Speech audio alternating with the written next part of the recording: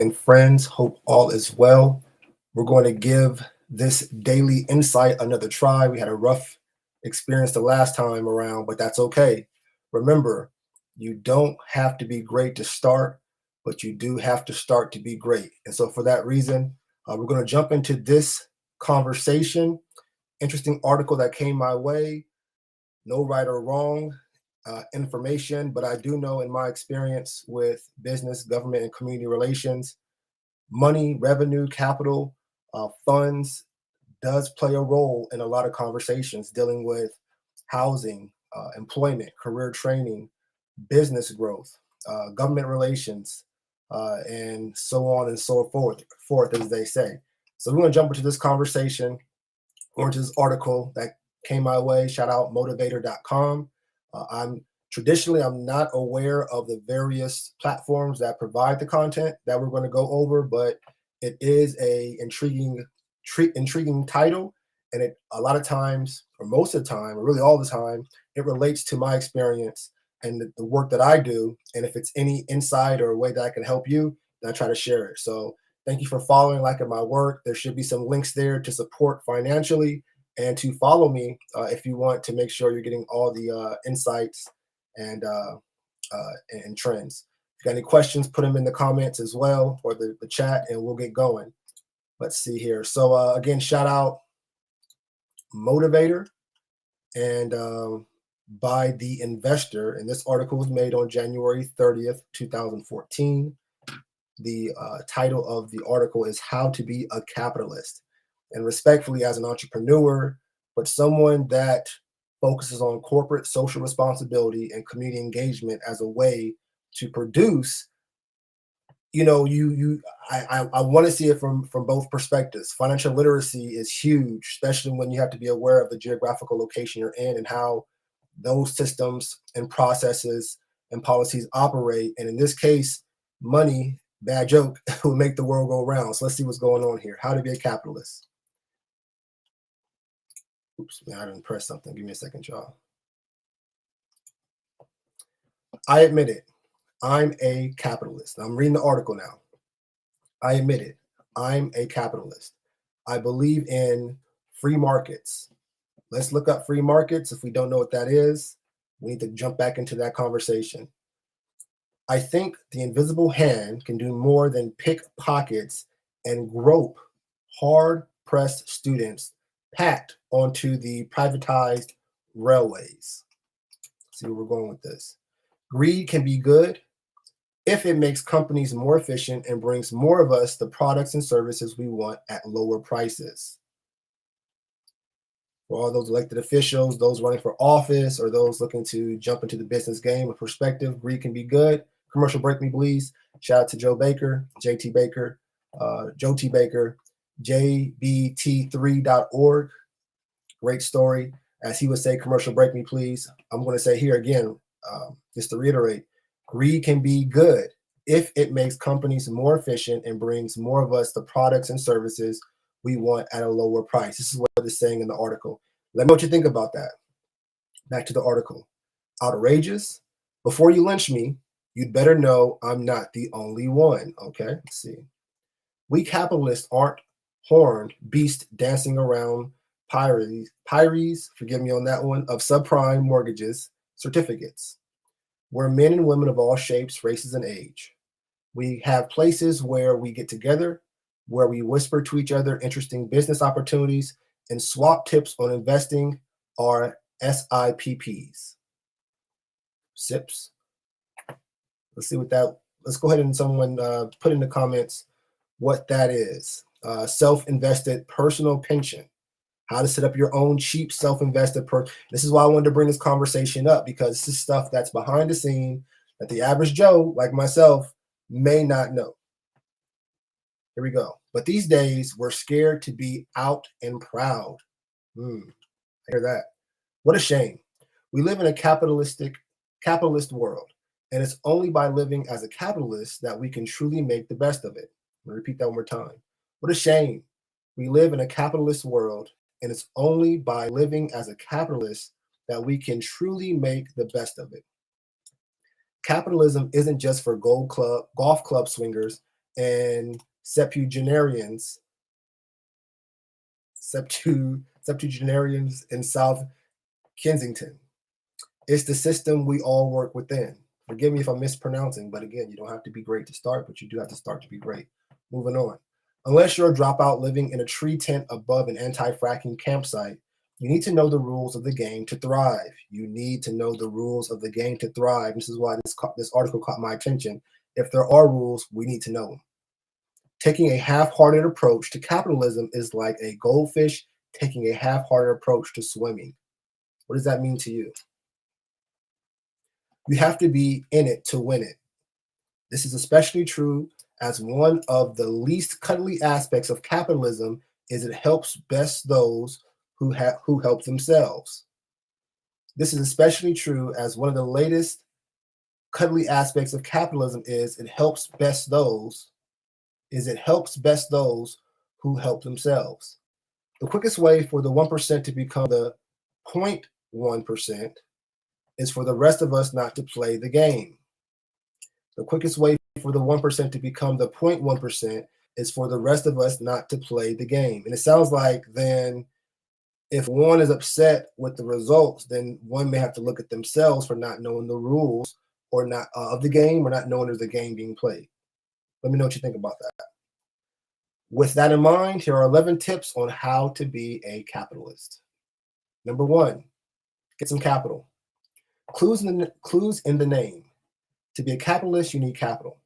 You can then invest this money to make more money and be on your way to mega riches. I don't want to dismiss this sentence. You can then invest this money to make more money and be on your way to mega riches. Just want to really point that out again. Dust down your old Monopoly board if you have forgotten how it works. And I also want to shout out Commercial Break Me too, please. Also want to shout out Rich Dad Poor Dad's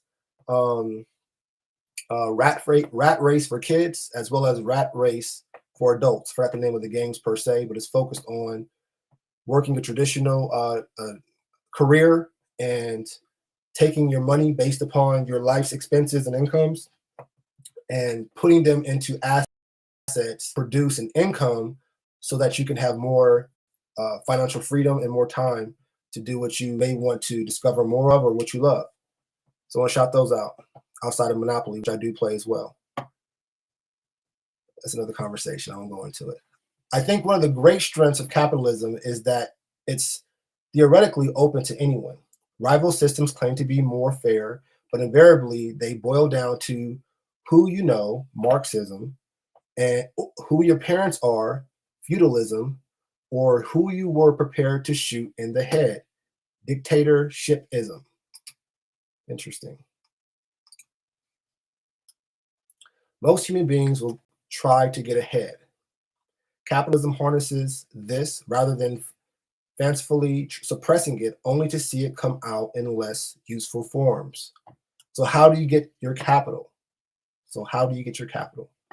Obviously, it helps to be born to a rich capitalist, but most of us will need to spend less than we earn. I'm going to highlight that and repeat that one more time. But most of us need to spend less than we earn. We have to master that. We have to be mindful of that. We have to slow down and focus on spending less than we earn. The difference is, back a commercial break me on that when we're back. The difference is your seed corn. Saved and invested, it will be the start of your capitalist empire. Your seed corn. Leave in the comments to chat what seed corn means. Let us know what that looks like. Number 2, own the means of production. Here's what Karl Marx knew, and you should too. In capitalist countries, the rulers own the means of production and employ workers.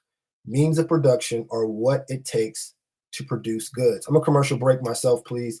And I say that because I just experienced a situation where I was doing a community activity and selling some small goods, and I had a team with me, and I was able to enjoy the game or enjoy the activity. And as I was enjoying the activity, I saw the team that was working with me, who I paid, to go out and help market and sell the product.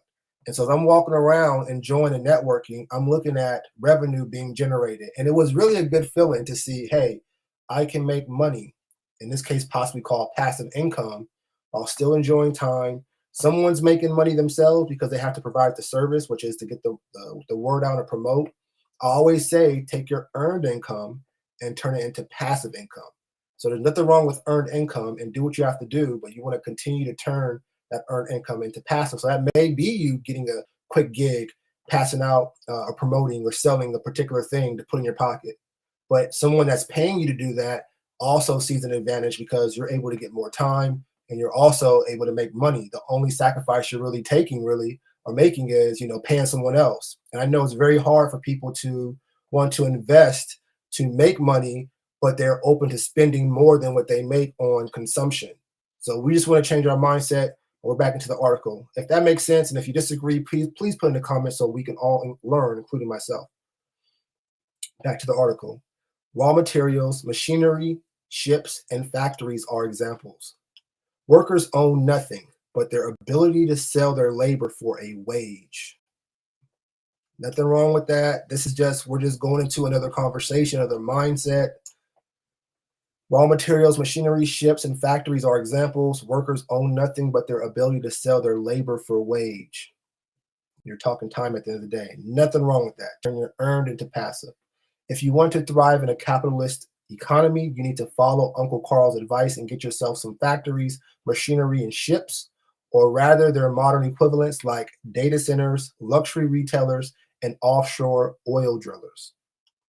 If you don't own the means of production, then all you're doing is selling your labor for wage. And I said it in a way, I said it in the same way that Coach Corey Wayne, I'm gonna shout him out, Coach Corey Wayne would kind of like explain it to somebody, kind of like his tone and delivery of his statements. But anyway, shout out Coach Corey Wayne and the work he's doing.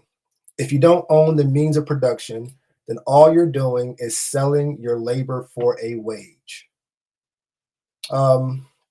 Which is okay, but then you want to flip that and turn that into passive income and invest. Back to the article. That is, you're a wage slave. What does that mean to you? How do you feel about that? You're a wage slave. Is that the new form of bondage, a wage slave? I don't know. Let me know what you think. Happily, capitalism has come a long way since Marx's time, and it's now easier than ever to get your share of money minting machines. Great. By putting your money into a stock market tracker fund, you'll buy a slice of all the major listed companies in the country or even the world, depending on which fund you buy. These tracker funds are cheap to own and enable you to leave your company managers to get on with making profits. As they do so, the companies will become more valuable and the value of your holdings will rise. By investing the profits they pay out as dividends, you can buy more slices of the companies too. Over time, it's reasonable to expect 5 to 8% growth a year in today's money terms from your basket of global companies. And that's the same pattern of investing, making your return, and reinvesting and doubling up, and scaling. So we get that part for sure. Number 3, own other assets too. So number 2 is own the mean of productions. Number 3, own other assets too. Own a slice of the productivity economy is key to getting your stake in the capitalistic system, but companies are not the only assets to amass. Other potential things to buy are, rental properties, fixed income investments like bonds, where you're basically making a loan to a company, and of course you want to keep some cash handy for future corporate rating, aka buying into the stock market when it's cheap. So here's some other tips. Let me know what you think. If they hit, if they don't, we'll keep moving. You might even consider making loans to spendthrift wage slaves via Zopa, which now has a safeguard in place that should protect you from bad debts. The key is to have more income producing assets than money sucking liabilities. So you think of a business and a house. Give me your thoughts on that. Some argue that our economy sneakily tries to turn even high earners into indebted consumers. That's the game.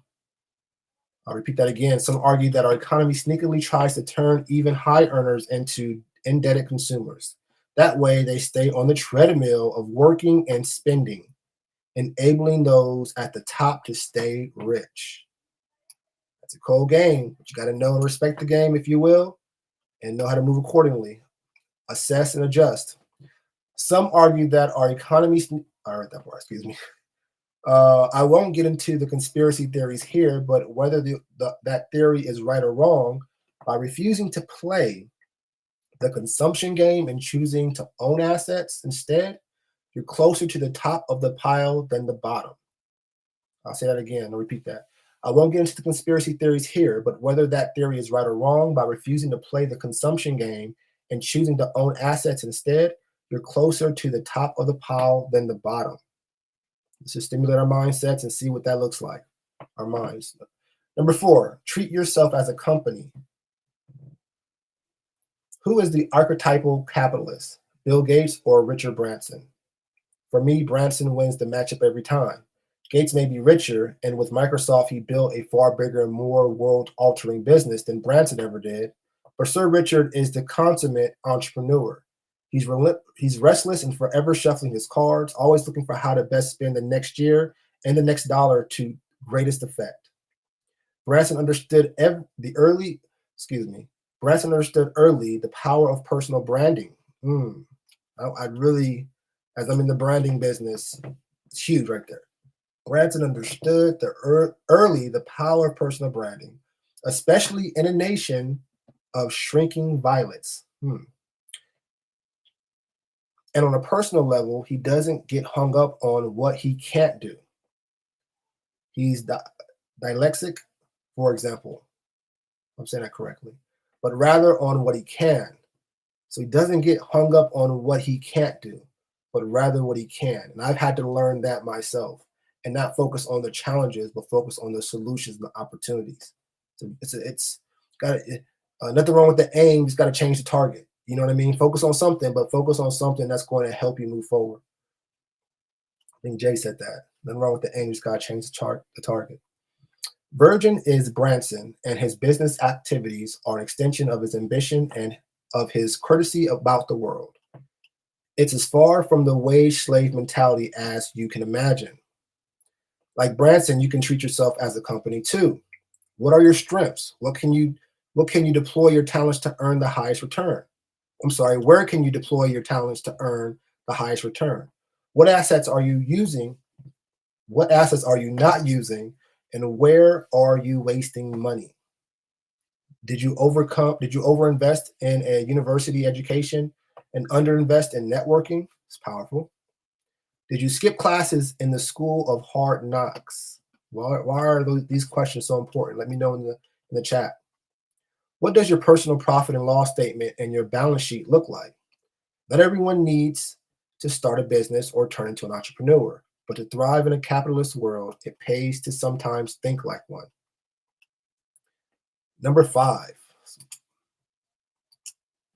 turn yourself into a company. That said, it's actually not a bad idea to become a company if you can. I don't mean you need to give up being a doctor or programmer or whatever you are in order to launch a rival to McDonald's. But if you can do your job as an independent one-man band, a freelancer, a consultant, or small business owner, then there are plenty of advantages. You're in control of your time and your productivity. With a diversity of clients, at least 2, you're less exposed to the cost-cutting measures of capitalistic task makers, i.e. getting fired. You're usually taxed more attractively. It's easier to put large amounts of money into a personal pension. No more idiotic office politics.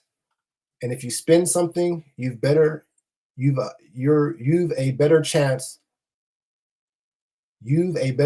of owning and exploiting it. And commercial break me, please. Turn yourself into a company. And what it's saying here is find your space and start as a one-man band, worst case, and grow from there. And starting as a one-man band, you want to make sure you have the capital that you need. your process in place and focusing on implementation and scaling as quick as possible. You need to make sure you have your presentations and your demonstrations on point, even if that means discounted offers or free trials. Let people start to buy in, allow people to start leaving reviews and all that good stuff, and you're growing on your way. You cannot continue to stay a one-man band because eventually you're going to run out of resources, become overwhelmed and consumed. And I know that because I've been doing that. I've done that for over 10 years at one point. And I had to learn the words and the mindset of scaling, which meant I had to take what I did and create systems and processes for people and technology to be put in place respectfully to get things done so I can focus on other activities that are also essential, And so keep that in mind when it comes to turning into a company. You're turning into a company being self-employed, but eventually you want to focus on employing others. So you want to start how you want to finish. So always keep that in the back of your mind as you're making every move to that situation. Back to the article. There are some advantages, of course. When you run the show, you can't slack off, and the freelance and consultant budget can be the first to get chopped in hard times. Put money aside in case. I'm gonna read that one more time. We're gonna get ready to wrap up. When you run the show, you can't slack off, and the freelance and consultant budget can be the first to get chopped in hard times. Put money aside in case. And I say that because as a consultant, I know I was working with one of my clients and things had slowed up around COVID, and we were in a state, where things still had slowed up around COVID, and some companies had to make cutbacks.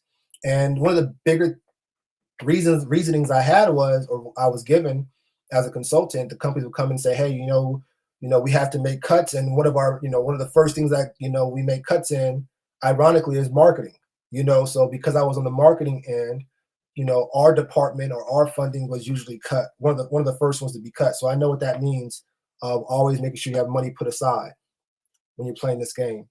There's also more paperwork and you may need an accountant. Facts. We'll get into that another time. In many countries, you'll need to budget for healthcare too, although in the UK, we have the NHS to show for our taxes, a boon that's often underestimated by UK entrepreneurs. The next step beyond being a one-person show, read that again. The next step beyond being a one-person show, which is running a proper expanding business, is obviously gold stars and top marks when it comes to being a capitalist. Instead of making someone else rich, you have people making you rich. And that's just kind of the conundrum of it all. Instead of making someone else rich, you have people making you rich. Marx would say you've turned the tables. Now it's you exploiting labor for your own profit, which is a result for our purposes. That's a very unique perspective. Marx would say you've turned the tables. Now it's you exploiting labor for your own profit, which is a result for our purposes. Besides, there's nothing to stop you implementing profit sharing or other enlightened benefits should you want to be a conscious capitalist. Leave your thoughts on that. It's hard to start a business, much harder than some pundits with books to sell will tell you, and it's risky. That is the true facts, that part, all that good stuff. But it definitely helps you grow personally because you will have to be courageous and brave and positive and faithful and optimistic in all that you do when you're building something that you've envisioned to be this, and it's an infant, it's a newborn. No one sees it but you and the vision that and the person, the situation that gave you the vision. And so you have to block everything out, even your closest friends. Your closest friends, they don't mean anything by it, but you have to block that out. Keep things less is more. Keep this information to yourself and prove through your actions, through logical steps that you are making progress. It's another conversation. Moving back to the article. I think becoming a self-employed problem solver is a good halfway house. I think becoming a self-employed problem solver is a good halfway house. Leave your thoughts on that. We're going to stop here at number 6. This is already getting a little lengthy, so we're going to stop here and we'll jump back into the second part of the article, if there is, maybe even a third. And let me know what you think about the article so far and the 5 tips of turn yourself into a company, of treat yourself as a company, turn yourself into a company, treat yourself as a company, own your assets, own the means of production, and get some capital. Let me know what you think. Do you feel like this is, pointless? The whole system is pointless? Leave your thoughts, but whatever your thoughts may be, thank you for making sure your thoughts are in love, patience, and professionalism, as we and nothing else will uplift and just stand in agreement for everyone's health and the health and safety of their loved ones and ourselves. And again, thank you for liking, following, subscribing, visiting those links that will help donate what you felt this message was worth to you, so I can continue on with what I'm doing. This was a lot better daily insight than the last one. So again, remember, challenges may come up, but you move forward and you learn. It's not losing, it's learning. You don't have to be great to start.